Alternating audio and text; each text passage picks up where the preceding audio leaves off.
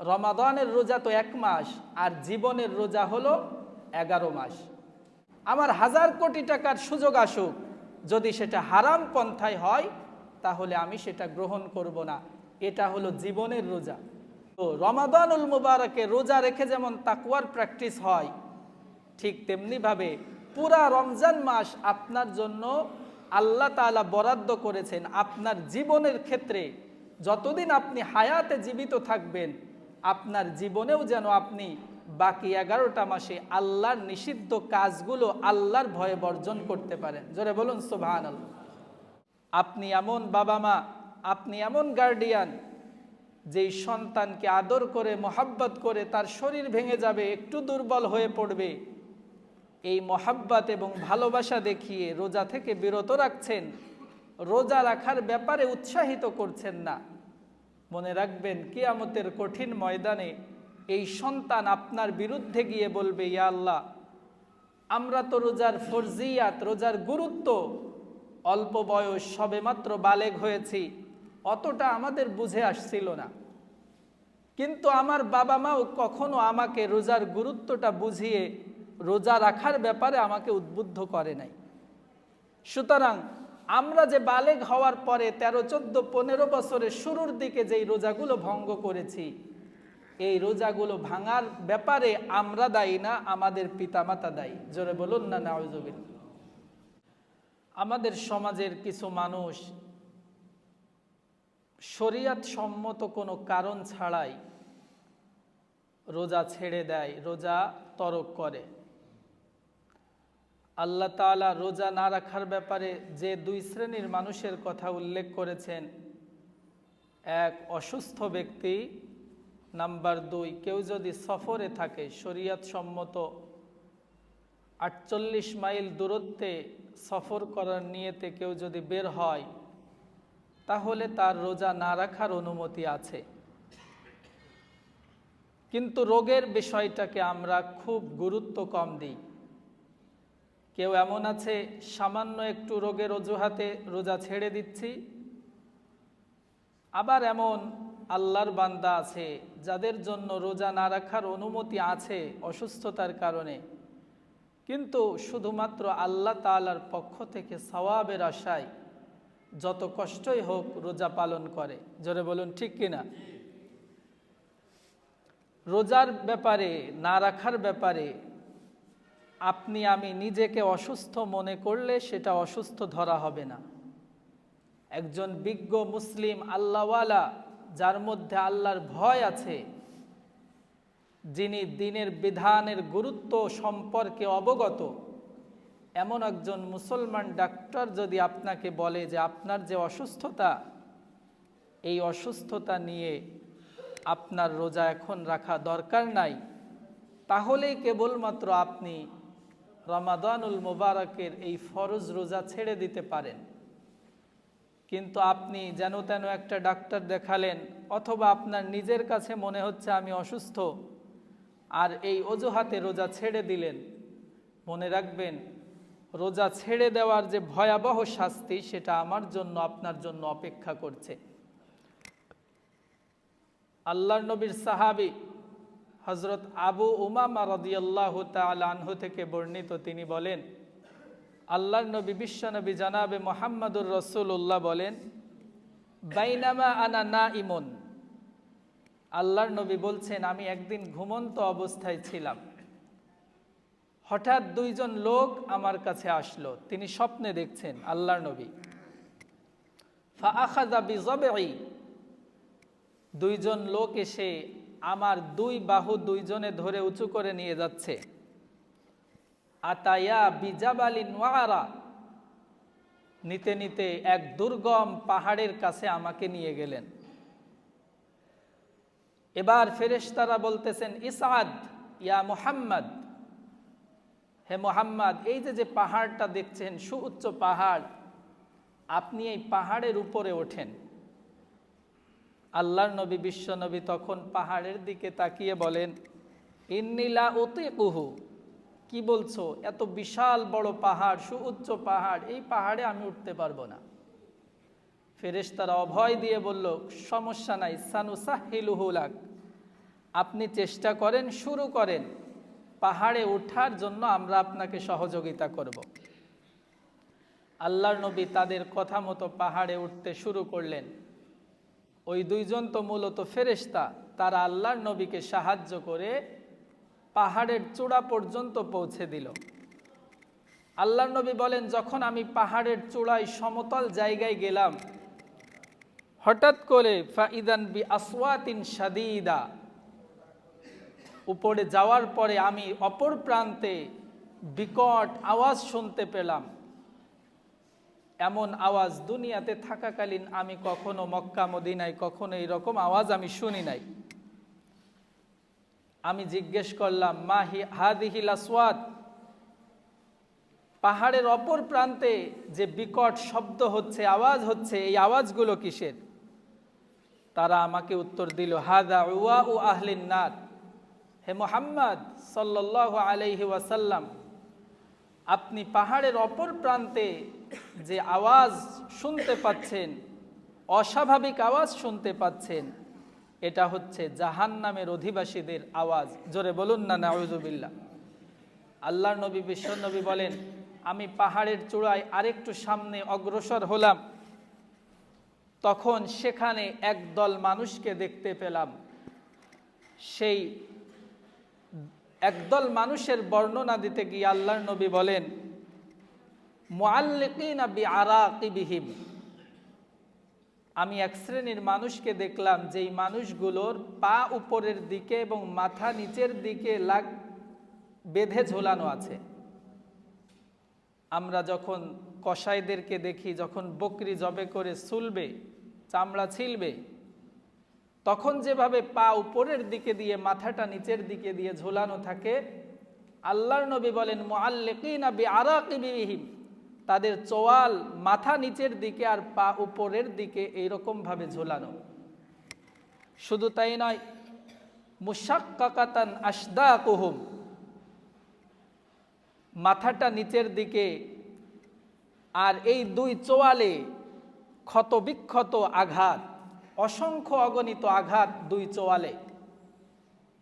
তাসিলু আশদাকুহুম দামান, এই ক্ষত বিক্ষত জখমকৃত চোয়াল দিয়ে অনবরত রক্ত ঝরতেছে। নাউযুবিল্লাহি মিন যালিক। কুলতু মান হাউলা, আল্লাহর নবী বিশ্বনবী বলেন, আমি যেই শ্রেণীর মানুষকে দেখতেছি এত কঠিন শাস্তি তাদেরকে দেওয়া হচ্ছে, এমনিতেই একটু কল্পনা করেন তো, আমার পাটা উপরের দিকে আর মাথাটা নিচের দিকে দিয়ে বাঁধা আছে, এরপরে আর কোনো শাস্তির দরকার আছে? বলেন তো। এইভাবে কিছুক্ষণ বেঁধে রাখলেই তো আমার অবস্থা খারাপ হয়ে যাবে। আল্লাহর নবী বলেন, শুধু পা উপরের দিকে আর মাথা নিচের দিকে দিয়ে বাঁধা এখানেই শেষ না, বরং তাদের দুই চোয়াল ক্ষত বিক্ষত জখম, এই জখম দিয়ে অনবরত রক্ত ঝরছে। এই মর্মান্তুদ অবস্থা দেখে আল্লাহর নবী জিজ্ঞেস করলেন, এরা কারা?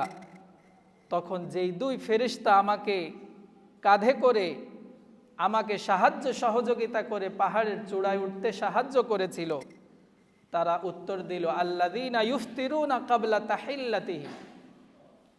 হে নবী, এই যে কঠিন শাস্তি দেয়া হচ্ছে, এরা হলো ওই সমস্ত মানুষ যারা রমাদানুল মুবারকে কোনো প্রকার অজুহাত ছাড়া, শরীয়ত সম্মত কোনো ওজর ছাড়া বিনা কারণে রোজা ভঙ্গ করত। জোরে বলুন না নাউযুবিল্লাহ। সম্মানিত ভাই ও বন্ধুগণ, আমাদের সমাজে এমন অনেক পিতা আছেন, এমন অনেক গার্ডিয়ান আছেন যার সন্তানটার উপর রোজা ফরজ হয়ে গেছে। 12 বছর, 14 বছর, 15 বছর বয়স হয়ে গিয়েছে। আপনি আদর করে কোনো জোর তাগিদ দেওয়া ছাড়া তাকে রোজা থেকে বিরত রাখছেন, সমর্থন দিচ্ছেন। অথচ সাহাবায়ে কেরাম ছোট ছোট বাচ্চাদেরকে, যাদের উপর রোজা ফরজ হয় নাই, প্র্যাকটিস করানোর জন্য আগে থেকেই রোজা রাখানোর অভ্যাস করতেন। আপনি এমন বাবা মা, আপনি এমন গার্ডিয়ান, যেই সন্তানকে আদর করে মোহাব্বত করে তার শরীর ভেঙে যাবে, একটু দুর্বল হয়ে পড়বে, এই মোহাব্বত এবং ভালোবাসা দেখিয়ে রোজা থেকে বিরত রাখছেন, রোজা রাখার ব্যাপারে উৎসাহিত করছেন না, মনে রাখবেন কিয়ামতের কঠিন ময়দানে এই সন্তান আপনার বিরুদ্ধে গিয়ে বলবে, ইয়া আল্লাহ, আমরা তো রোজার ফরজিয়াত, রোজার গুরুত্ব, অল্প বয়স, সবেমাত্র বালেগ হয়েছি, অতটা আমাদের বুঝে আসছিল না, কিন্তু আমার বাবা মাও কখনো আমাকে রোজার গুরুত্বটা বুঝিয়ে রোজা রাখার ব্যাপারে আমাকে উদ্বুদ্ধ করে নাই। সুতরাং আমরা যে বালেগ হওয়ার পরে 13, 14, 15 বছরের শুরুর দিকে যেই রোজাগুলো ভঙ্গ করেছি, এই রোজাগুলো ভাঙার ব্যাপারে আমরা দায়ী না, আমাদের পিতামাতা দায়ী। জোরে বলুন না নাউজুবিল্লাহ। তখন সেই কঠিন মুহূর্তে সন্তানের অভিযোগ আল্লাহ তাআলা কবুল করে আমাকে আপনাকে পাকড়াও করবে। নাউজুবিল্লাহি মিন যালিক। সম্মানিত ভাই ও বন্ধুগণ, রোজা এমন এক ইবাদত, আব্দুল্লাহ ইবনে মাসউদ রাদিয়াল্লাহু তাআলা আনহু বলেছেন, রমাদানুল মুবারকের একটা ফরজ রোজা কেউ যদি ভঙ্গ করে, না রাখে, আর পরবর্তীতে তার বুঝ আসার পরে সে যখন বুঝতে পেরেছে আমি ফরজ একটা রোজা তরক করেছি, এই একটা ফরজ রোজা কাজা করার জন্য, ওই পরিমাণ সমপরিমাণ সওয়াব পাওয়ার জন্য যদি তার জীবন ভর রোজা রাখে, তাহলেও রমাদানুল মুবারকের একটা রোজার সমপরিমাণ সওয়াব সে কশ্চিনকালেও পাবে না। এজন্য সম্মানিত ভাই ও বন্ধুগণ, আপনার বুঝে আসুক বা না আসুক, আপনার মনে চাক বা না যাক, অন্তত রমাদানুল মুবারকের ফরজ রোজা আপনি তরক করেন না। কারণ অন্যান্য আমল রিকভার করা সম্ভব, অন্যান্য আমল মোটামুটি রিকভার করা যায়, কিন্তু রমাদানুল মুবারকের রোজা একটা যদি আপনি অনিচ্ছায় ছেড়ে দেন, পরবর্তীতে আপনি হাজারো চেষ্টা করেন, আপনার জীবন মরার আগ পর্যন্ত প্রত্যেকটা দিনও রোজা পালন করেন, তাহলেও ইবনে মাসউদ রাদিয়াল্লাহু তাআলা আনহু থেকে বর্ণিত, তিনি বলেছেন, একটা রমাদানুল মুবারকের ফরজ রোজার সমপরিমাণ সমকক্ষ বানাতে পারবেন না। এজন্য আপনাদের কাছে উদাত্ত আহ্বান, রমাদানুল মুবারকের রোজা ইচ্ছায় অনিচ্ছায় কোনোভাবেই ছাড়বেন না। হয়তো এমন হতে পারে বৃদ্ধ বয়সে আপনি অনুশোচনা করবেন, পরিতাপ করবেন, হাই যুবক বয়সে শক্তি সামর্থ্য ছিল, আমি কত রোজা ইচ্ছা করে ছেড়ে দিয়েছি। আমাদের সমাজের আরও এক শ্রেণীর মানুষ আছে, বিভিন্ন জায়গায় কর্মরত থাকে, ওনারা যখন ঢাকায় চাকরি করে তখন ঠিকই রোজা পালন করে, কিন্তু বাড়িতে আসার পরে হঠাৎ করে ইচ্ছা করে একেবারে অবহেলা করে 2-1টা রোজা ছেড়ে দেয়। মা বাবাও কিছু বলে না, ছেলেটা অনেক দূর থেকে আসছে, আমার হাতের রান্না কতদিন খায় না, বাড়ির পরিবেশে কতদিন থাকে না, ছেলেটা আসছে 1-2টা রোজাই তো।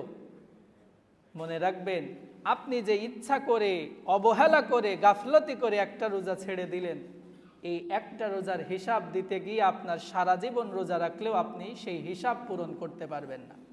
সম্মানিত হাজিরিন, রমাদানুল মুবারকের ফজিলত বর্ণনা করতে গিয়ে আল্লাহ তাআলা একটা কথা বলেছেন, আসসিয়ামু লি ওয়া আনা আজজি বিহি। আপনারা বিভিন্ন সময় শুনেছেন, আল্লাহ তাআলা নিজে সাক্ষ্য দিচ্ছেন,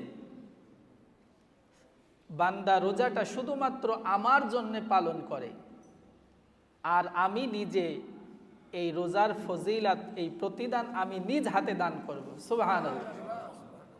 এখানে একটা মজার ব্যাপার আপনাকে লক্ষ্য করতে হবে, আমরা নামাজ তো পড়ি আল্লাহর জন্য, হজও করি আল্লাহর জন্য, যাকাত দিই আল্লাহর জন্য, দান সাদাকা করি আল্লাহর জন্য। কোনো একটা ইবাদতের ব্যাপারে আল্লাহ তাআলা নিজে সাক্ষ্য দিয়ে ঘোষণা করেন নাই যে বান্দা ওই ইবাদতটা আমার জন্য করে। কিন্তু শুধুমাত্র স্পেশালি রমাদানুল মুবারকের রোজার ব্যাপারে আল্লাহ তাআলা নিজেই বলছেন যে রোজা অন্য আমল মানুষ অন্য কোনো উদ্দেশ্যে করতে পারে, কিন্তু রোজা এটা বান্দা শুধুমাত্র আমার ভয় না থাকলে রাখতে পারে না। আপনি চিন্তা করে দেখেন, এমন অহরহ সুযোগ আমাদের হাতে আছে, আমি গোপনে গিয়ে 1 ঢোক পানি খাবো, কেউ দেখবে না, পৃথিবীর কেউ দেখবে না, তারপরেও আমরা খাই, কশ্চিনকালেও খাই না, অবহেলা করে গাফলতি করে খেলার ছলেও খাই না। এটাই আল্লাহ তাআলা বোঝাতে যাচ্ছেন যে নামাজ মানুষ এক সময় পড়ে দায় থেকে, বৃদ্ধ হয়ে গেছে, বাড়িতে বসে থেকে আর কি করবে, যায় মসজিদে। ছেলে বিবাহ দিয়ে ফেলেছে, দাড়ি পেকে যাচ্ছে, এই অবস্থায় যদি মসজিদে না যায় মানুষ কি বলবে? এইরকম বিভিন্ন নিয়তে উদ্দেশ্যে মানুষ নামাজ পড়তে পারে। জাকাতের ক্ষেত্রে মানুষ বলতে পারে এত টাকা পয়সা কবরে নিয়ে যাবে নাকি, তো সেই উদ্দেশ্য করে কিছু দান সাদাকা, কিছু জাকাত দেয়। কিন্তু রমাদানুল মুবারকের রোজা আল্লাহ তাআলাই বলছেন শুধুমাত্র আমার ভয়, এটা না থাকলে কেউ রমাদানুল মুবারকের রোজা রাখতে পারে না। যেহেতু এই রোজাটা শুধুমাত্র আমার উদ্দেশ্যেই রাখে, এজন্য আমি এর প্রতিদানটা আমি নিজে দিব। কিন্তু মজার ব্যাপার হলো, কি দিবেন এটা আল্লাহ তাআলা বলেন নাই। তো অল্প স্বল্প কিছু দিয়ে বুঝ দিবেন নাকি?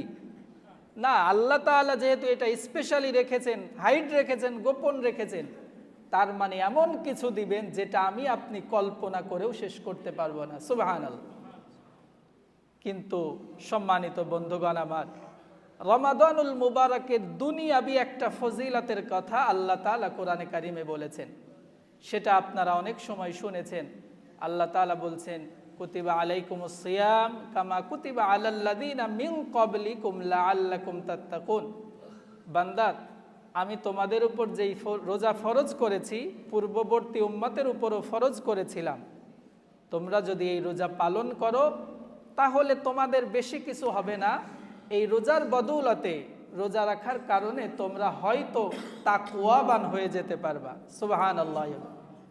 কোরআনে কারিম এবং হাদিস ঘাটাঘাটি করলে রোজার প্রত্যক্ষ সরাসরি প্রতিদান এই তাকওয়া অর্জন ছাড়া আর তেমন কিছু পাওয়া যায় না।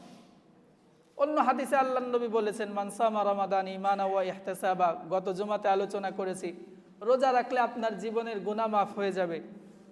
কিন্তু একেবারে নির্দিষ্ট করে আপনি এটা পাবেন ওটা পাবেন এইরকম কোনো কিছু বলা হচ্ছে না। সম্মানিত হাজিরিন, আল্লাহ তাআলা বললেন যে তোমরা রোজা রাখলে তাকওয়াবান হয়ে যেতে পারবা। এটা হলো দুনিয়াবি একটা রোজার ফজিলত। আপনি আমি মনে করতেছি হয়তো লামসাম কোনো একটা দিয়ে আমাদেরকে আল্লাহ তাআলা বোঝা যাচ্ছে, আমাদেরকে বুঝ দিচ্ছে। কারণ তাকওয়া তো দেখাও যায় না, ছোঁয়াও যায় না, খাওয়াও যায় না। তো আল্লাহ তাআলা বলতে পারতেন তোমাদেরকে এত সওয়াব দিব, এত নেকি দিব, এইসব না বলে বললেন যে তোমরা তাকওয়াবান হয়ে যেতে পারবে। সম্মানিত হাজিরিন, মনে রাখবেন, দুনিয়ার কোনো একজন বান্দা যদি শুধুমাত্র তাকওয়াবান হয়ে যেতে পারে, ওই মানুষটার জন্য দুনিয়া এবং আখিরাতে কল্যাণের জন্য, উপকারের জন্য, সওয়াবের জন্য আর কোনো কিছুই দরকার নাই। সুবহানাল্লাহ। তো আল্লাহ তাআলা দুনিয়াতে যেই নিয়ামতটা দিবেন তাকওয়া, এটাই একজন মুমিনের জন্য সব থেকে বড় পাওয়া। এটা যদি কেউ অর্জন করে ফেলতে পারে, কোনো বান্দা যদি মুত্তাকি হয়ে যেতে পারে, তাহলে পৃথিবীতে ওই মানুষটার আর কোনো কিছুর প্রয়োজন নেই। তাকওয়া মানে কি? তাকওয়া মানে হচ্ছে আল্লাহর ভয়ে আল্লাহর নিষিদ্ধ কাজ ছেড়ে দেওয়া, শুধুমাত্র আল্লাহর সন্তুষ্টির জন্য। আল্লাহ নিষেধ করেছেন তাই আমি এই কাজটা করছি না, এটার নাম হলো তাকওয়া। তো রোজা রাখলে এইটার প্র্যাকটিস হয়। আপনি এক জায়গায় একাকী আছেন, ওযু করতেছেন টিউবওয়েলের ঠান্ডা পানি দিয়ে, আপনি চাইলেই গালে যেই পানিটা গড়গড়ি করার জন্য নিয়েছেন সেটা গিলে ফেলতে পারেন, পৃথিবীর কেউ জানবে না। এমনকি অনেক সময় আপনি নিজেও টের পাবেন না। গড়গড়ি করতেছেন, একটু বেশি সময় হয়ে গেছে, হঠাৎ করে গালের মধ্যে চলে যেতে পারে। এজন্যই রমাদানুল মুবারকে গড়গড়ি করার সময় উঁচু হয়ে তো করবেই না, গালে বেশিক্ষণ পানি রাখাও নিষেধ, কারণ চলে যেতে পারে। তো আল্লাহ তাআলা তাকওয়ার প্র্যাকটিস করান রোজার মাধ্যমে। একজন বান্দা বিকালবেলা টিউবওয়েলের ঠান্ডা পানি গালে নিয়েছে, গড়গড়ি করে আবার ফেলে দেয়, শত তৃষ্ণা থাকা সত্ত্বেও সে ভেতরে ঢোকায় না। কার ভয়ে? শুধুমাত্র আল্লাহর ভয়ে, যে না, আল্লাহ নিষেধ করেছে রোজা রেখে কোনো কিছু ভক্ষণ করা যাবে না। বারবার এই যে রিমাইন্ডার হচ্ছে, আল্লাহর ভয়ে আমি আমার সামনে কত খাবারের আইটেম, আমি ইফতারির 1 মিনিট আগেও খাই না। এই যে আল্লাহর ভয়টা, যে শুধুমাত্র আল্লাহর আদেশ আসে নাই তাই আমি খাচ্ছি না, এটার নাম হলো তাকওয়ার প্র্যাকটিস। তো রমাদানুল মুবারকে রোজা রেখে যেমন তাকওয়ার প্র্যাকটিস হয়, ঠিক তেমনিভাবে পুরা রমজান মাস আপনার জন্য আল্লাহ তাআলা বরাদ্দ করেছেন। আপনার জীবনের ক্ষেত্রে যতদিন আপনি হায়াতে জীবিত থাকবেন, আপনার জীবনেও যেন আপনি বাকি 11টা মাসে আল্লাহর নিষিদ্ধ কাজগুলো আল্লাহর ভয়ে বর্জন করতে পারেন। জোরে বলুন সুবহানাল্লাহ। এজন্য বলা হয় রমাদানের রোজা তো 1 মাস, আর জীবনের রোজা হলো 11 মাস। রমাদানুল মুবারকের রোজা থেকে আপনি আল্লাহর ভয়ে আল্লাহর নিষিদ্ধ জিনিস ছাড়ার যে প্র্যাকটিস করতেছেন, বাকি 11 মাসেও আপনার সামনে অপার একটা সুযোগ আসছে। এদিক সেদিক অল্প স্বল্প করলে আপনি অনেক টাকার মালিক হয়ে যেতে পারেন। তখন আপনি জীবনের রোজা পালন করবেন, যেই রোজা আপনি রমাদানুল মুবারক থেকে শিক্ষা নিয়েছেন, আল্লাহর ভয়ে আমি ওটা করব না। আমার 1000 কোটি টাকার সুযোগ আসুক, যদি সেটা হারাম পন্থায় হয় তাহলে আমি সেটা গ্রহণ করব না। এটা হলো জীবনের রোজা। সিয়াম মানে হচ্ছে বিরত থাকা। আপনি রমাদানুল মুবারকে কিছু সময় পানাহার বর্জন করেন, আর জীবনের রোজা হলো আপনি গোটা 11 মাসে হারাম জিনিসগুলো বর্জন করবেন। সম্মানিত হাজিরিন, তাহলে বলছিলাম আল্লাহ তাআলা দুনিয়াতে আমাদেরকে একটা উপকার দেন, সেটা হলো মুত্তাকি হওয়ার উপকার। একজন মানুষ যদি মুত্তাকি হতে পারে তাহলে তার জীবনে আর কোনো কিছুর প্রয়োজন নাই।